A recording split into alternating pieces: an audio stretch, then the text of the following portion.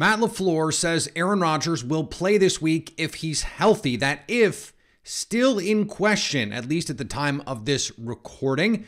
Is that the right call? Plus, Matt LaFleur also says scheme is not the problem with the defense.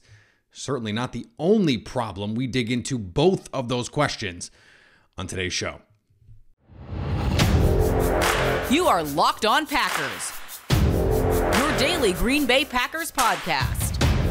Part of the Locked On Podcast Network, your team every day.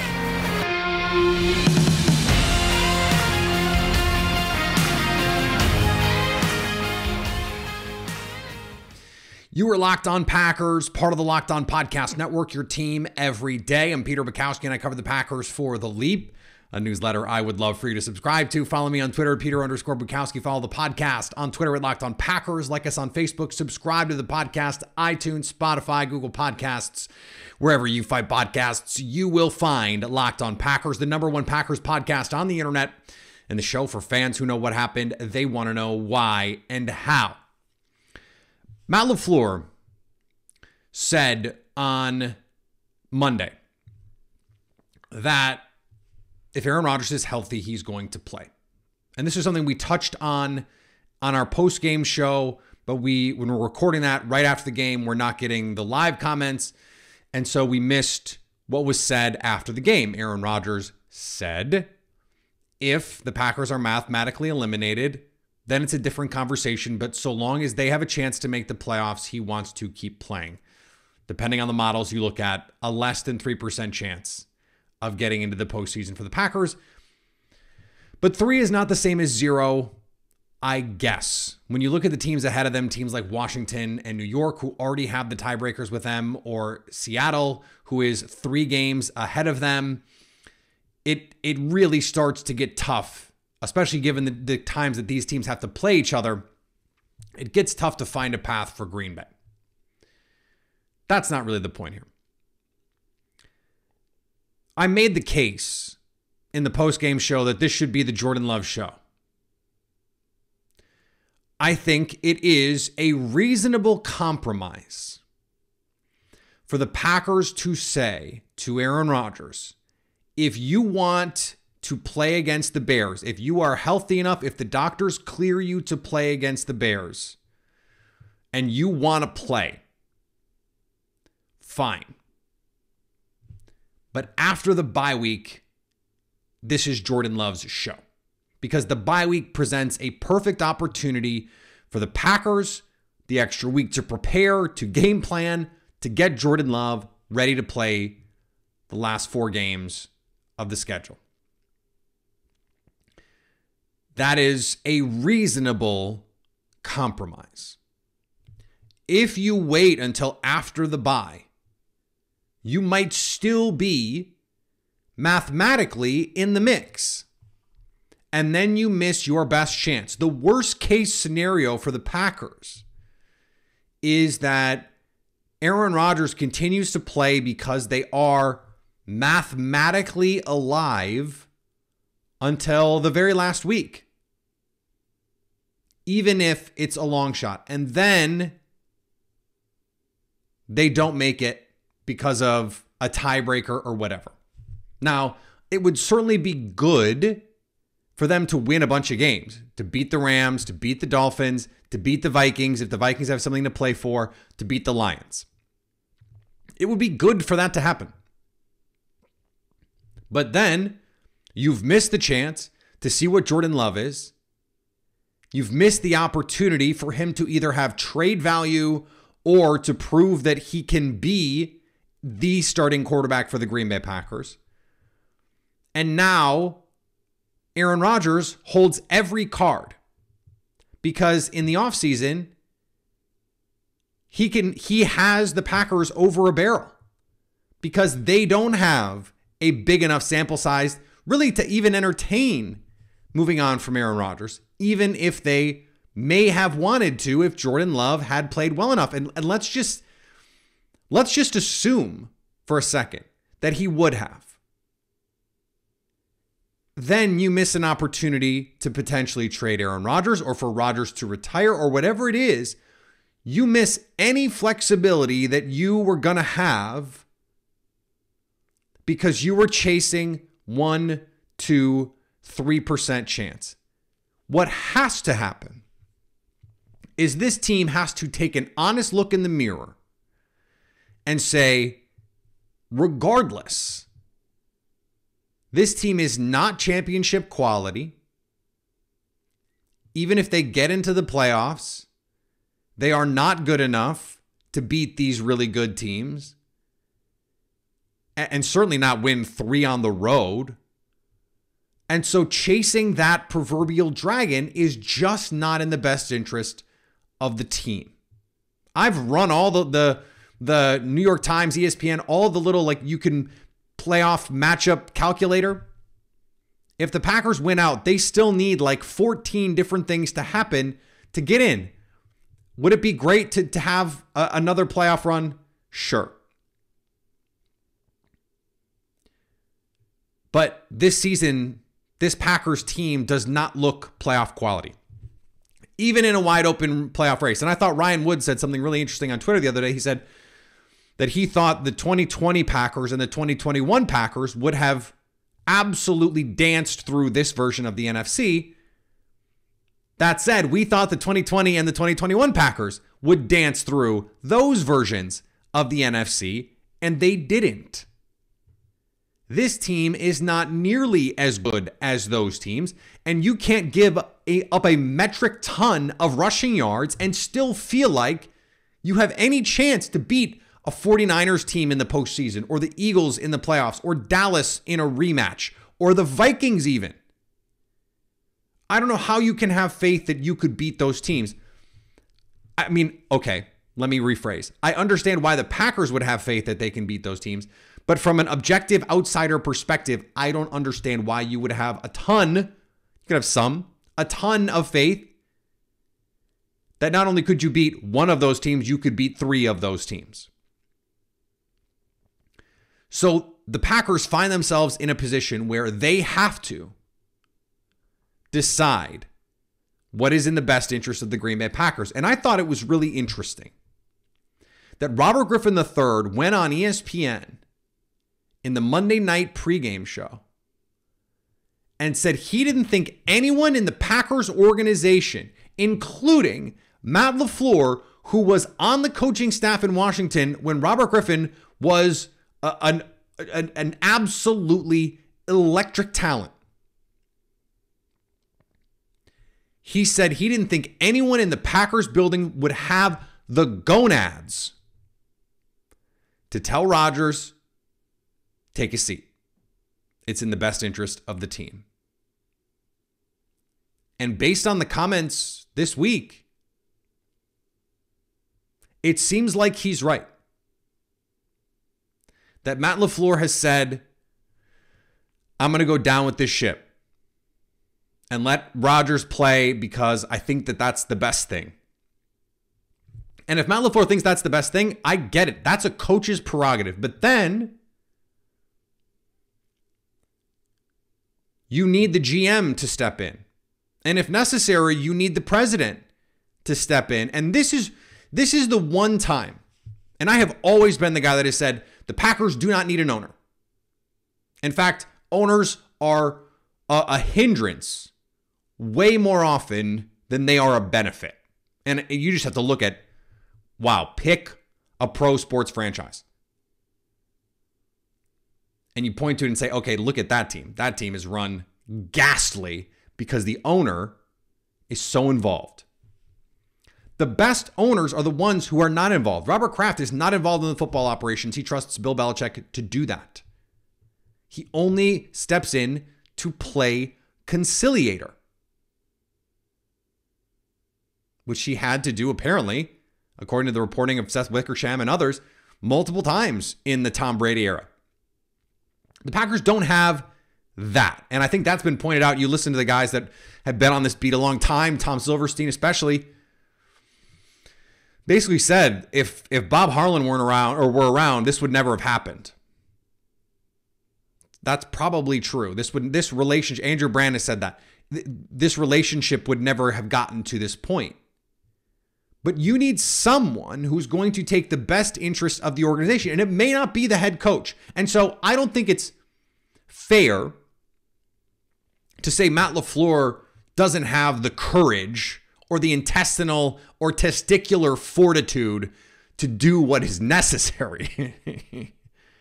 That may be true, but I don't think that's fair because it's the coach's job to try and win games. It is not the coach's job to look at the big picture of 23, 24, 25. You know whose job that is? Brian Gutekunst. And you know who else's job that is? Mark Murphy. And Mark Murphy specifically gave himself some power in all of this because he felt like someone needed to be steering the ship in the post-McCarthy world. When the Ted Thompson power vacuum was created, Murphy filled it.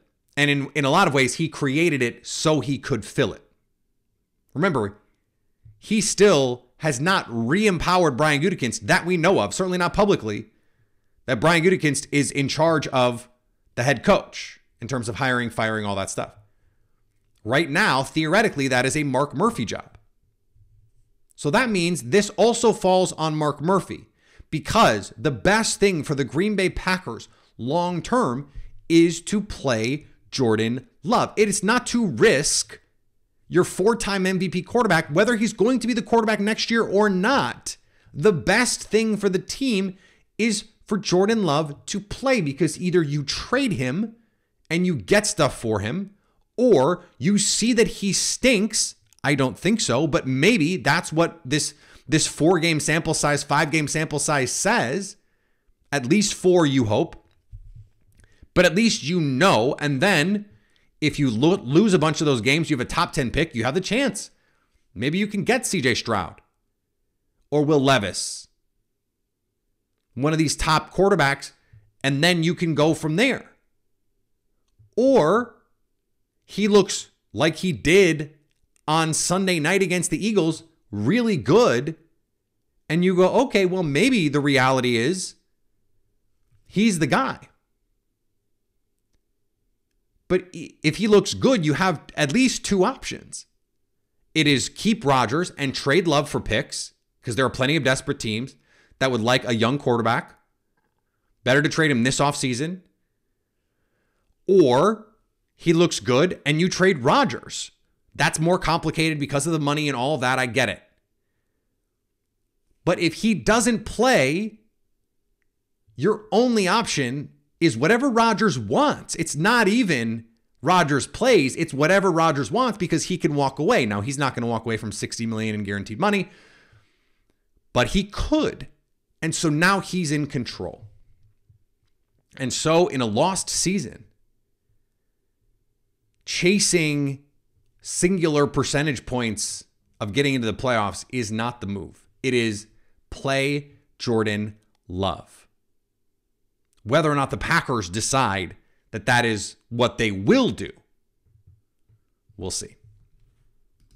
Today's episode brought to you by Turo. Turo is the world's largest car sharing marketplace. Forget about boring rental cars and find your drive at Turo.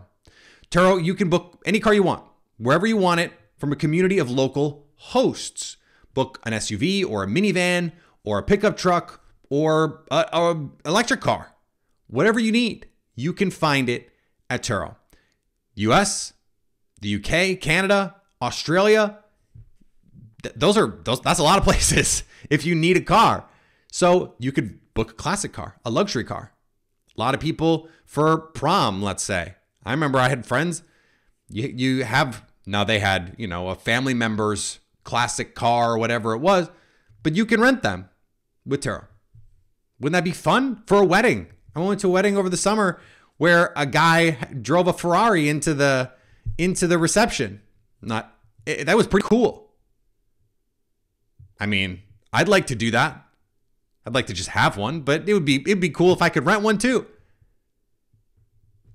I can get a host that can deliver me a car if I need it.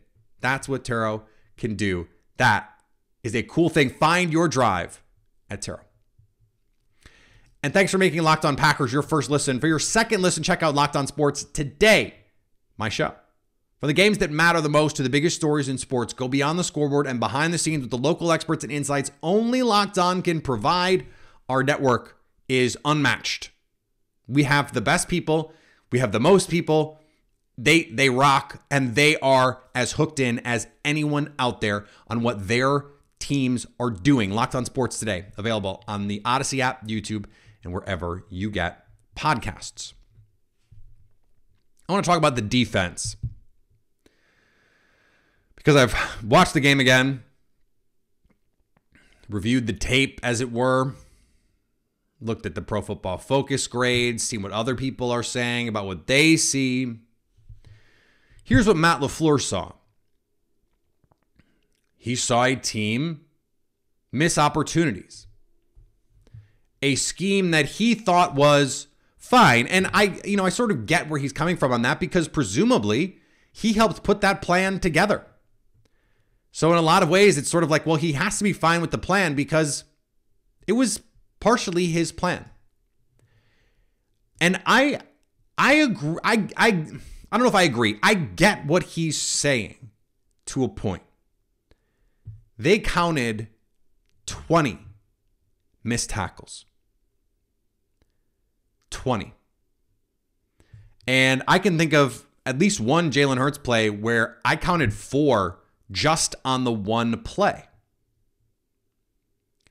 The play that Darnell Savage got hurt on.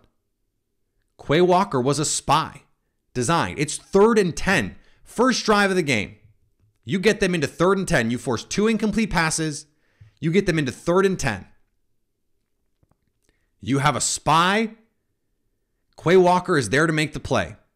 Can't do it. Adrian Amos fills to make the play. Can't do it. Darnell Savage chases to make the play. Slips, hurts his foot. Can't do it. And you give up a 24-yard run. It just can't happen.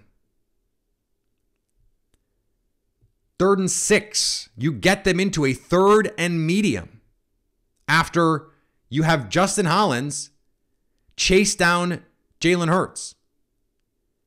It's 3rd and 6. There's a 2nd and 4. You get to the 3rd and 6.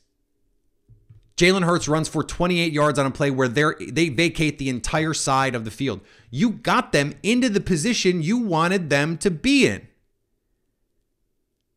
And you couldn't get off the field. A play later in the game where you get the Eagles in a 3rd and long situation. It's 3rd and 14. Jair Alexander is playing. He's like, I'm sure you saw the screenshots, and if you haven't, they're all over Packers Twitter. He's not even in the picture. They throw a little stop route for 13 yards. It's a 6-yard play.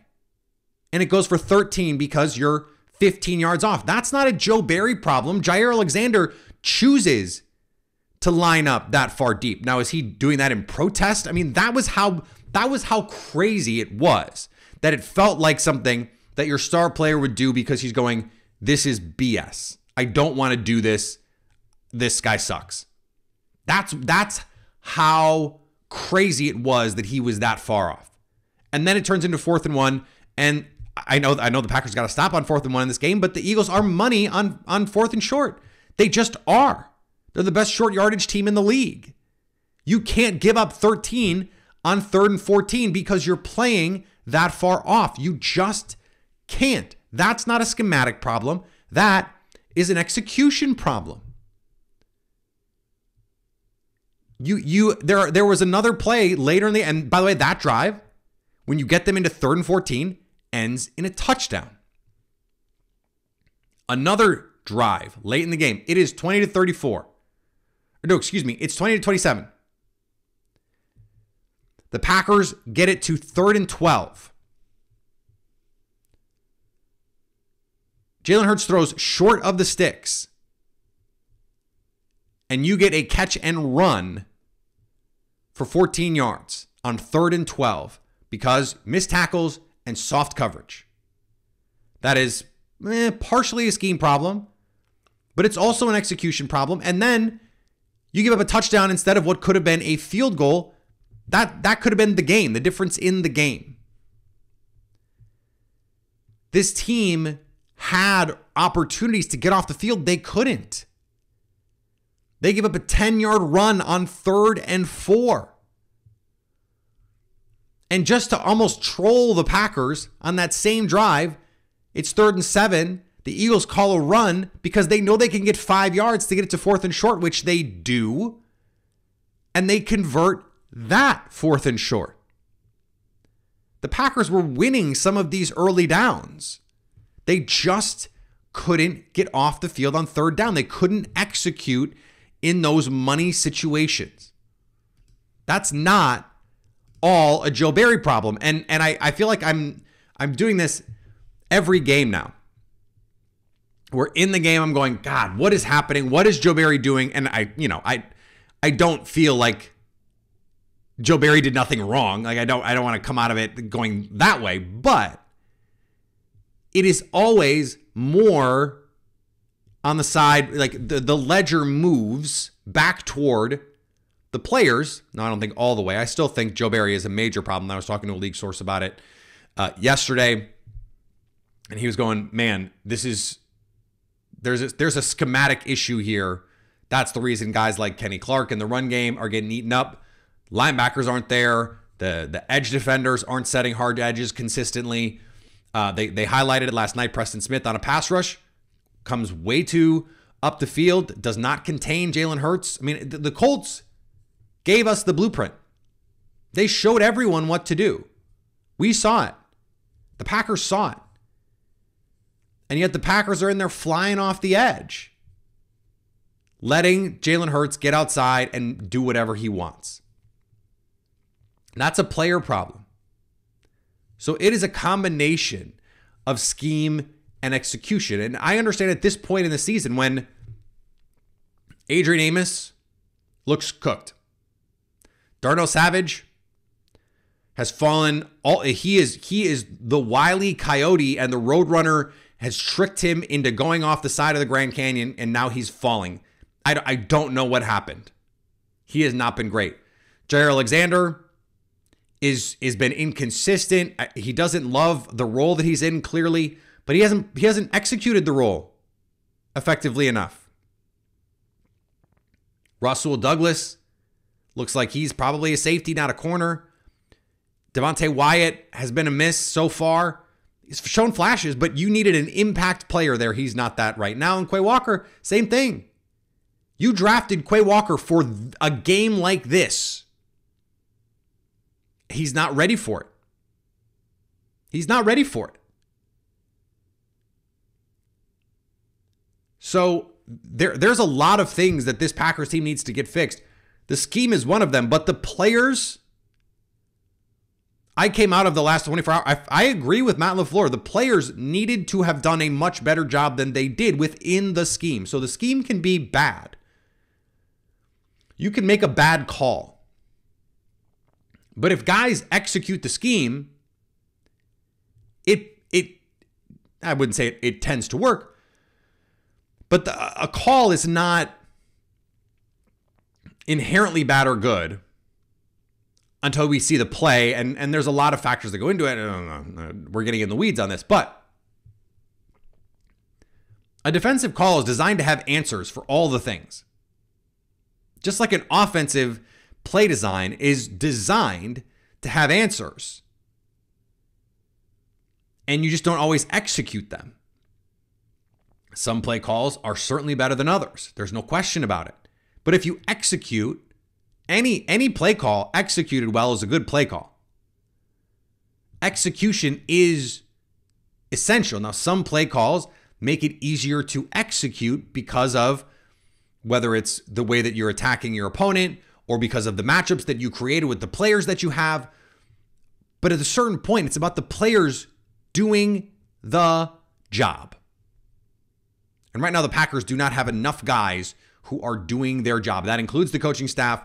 But I think we have, in a rush to push Joe Barry out the door. And I'm not saying don't do that. I'm just saying with all the focus on Joe Barry, I don't think we focused enough on the shortcomings of the players on this team. It is both. It is both. It's Brian Gutekunst. It's Matt LaFleur. It's everybody.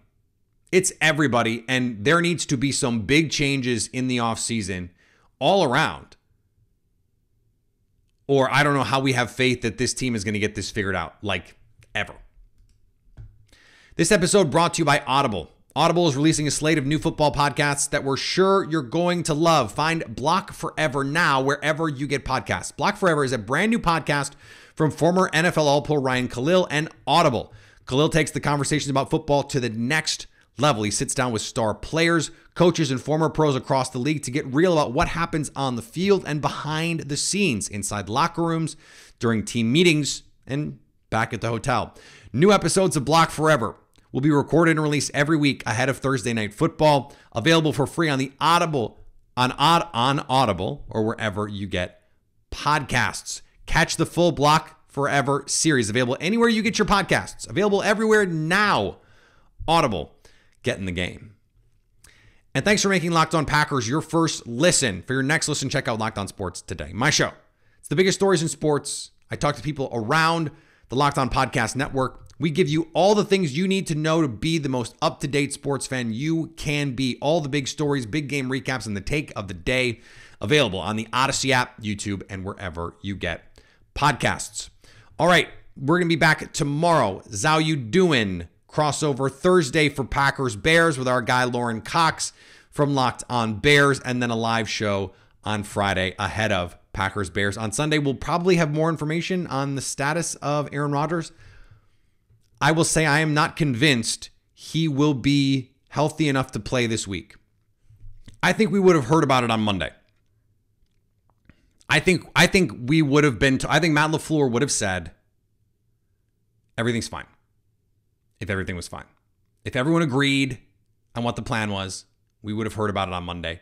And because we didn't, I don't think there is agreement on what that plan is. And I don't know what that means, but that's just my feeling on this. We'll see. We'll see. That's all I'll say. We'll see. Follow me on Twitter, Peter_Bukowski. Follow the podcast on Twitter, Locked On Packers. Like us on Facebook. Subscribe to the podcast, iTunes, Spotify, Google Podcasts. Wherever you find podcasts, you will find Locked On Packers. And anytime you want to come hang out with us live on YouTube, Friday live show, Sunday after the game, you can do that on the Locked On Packers YouTube channel to stay Locked On Packers.